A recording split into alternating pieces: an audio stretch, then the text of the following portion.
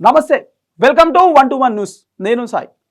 ఒక సాధారణ ఉదయం అంతా తమ పనుల్లో బిజీగా ఉన్నారు. కానీ ఒక నిమిషం ఆ అపార్ట్మెంట్లో సెల్లార్ నుంచి వస్తున్న ఆ వాసన ఏంటి? చూస్తుండగానే ఆకాశాన్ని తాకేలా నల్లటి పొగ, ప్రాణాల కోసం ఆహాకారాలు. పిల్లల కథలో అడవిని దహించే కారు చిచ్చు గురించి వినే ఉంటాం. కానీ నగర అరణ్యంలో ఒక చిన్న ఎలక్ట్రికల్ ప్యానెల్ బోర్డ్ కారు చిచ్చులా మారి 15 వాహనాలు బూర్ది చేసిన వైనం గచ్చిబౌలిలో కలకలం రేపింది. అది కేవలం షార్ట్ సర్క్యూటా, లేక మనం చేస్తున్న నిర్లక్ష్యమా? అసలు ఆ నిమిషంలో అక్కడ ఏం జరిగింది? బాధితుల పరిస్థితి ఏంటి?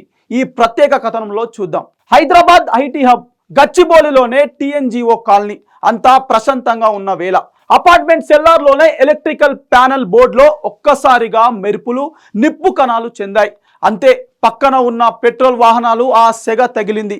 యువత థ్రిల్లర్ సినిమాలో చూసిన చేజింగ్ సీన్ల కంటే వేగంగా మంటలు వ్యాపించాయి.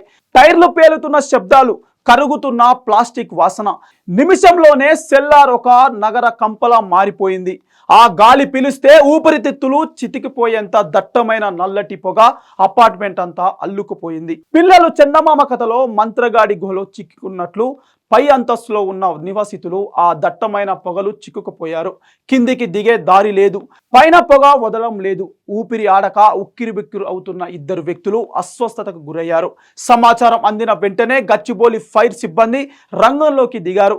సినిమా క్లైమాక్స్ లో హీరో ఎంట్రీ ఇచ్చినట్టు అగ్నిమాపక సిబ్బంది నిచ్చెనల సహాయంతో పై అంతస్తుల నుంచి బాధితులను కిందకు దించుతుంటే ప్రాణాలు అరచేతుల పెట్టుకొని చూస్తున్న జనం ఊపిరి పీల్చుకున్నారు.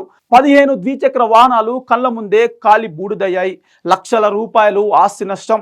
కానీ ప్రాణ నష్టం తప్పడం ఒక్కటే ఊరట. పెద్దలు చెప్తుంటారు, అగ్ని, ఆకాశం, నీరు, వీటితో ఆటలు ప్రమాదమని. ఈ ప్రమాదం మనకు నేర్పుతున్న పాఠం ఏంటి?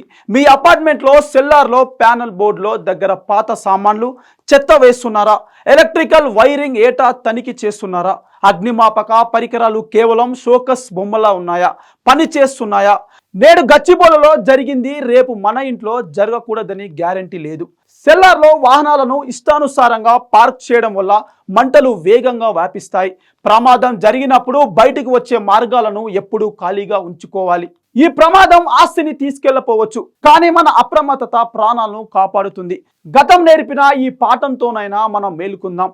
నిబంధనలు పాటించే అపార్ట్మెంట్ అసోసియేషన్లు, బాధ్యత గల పౌరులు ఉన్నప్పుడే మన నగరం సురక్షితంగా ఉంటుంది.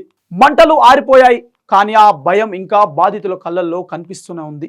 ఇరుగు పొరుగు వారు ఒక్కరొకరు తోడుగా ఉంటూ ఇలాంటి ప్రమాదాలు జరగకుండా ముందస్తు చర్యలు తీసుకోవాలని ఆశిద్దాం. క్షేమంగా ఉందాం, ఇతరులను క్షేమంగా ఉంచుదాం. ఒక చిన్న సమాజం దిశగా మన అందరం కలిసి అడుగులు వేద్దాం.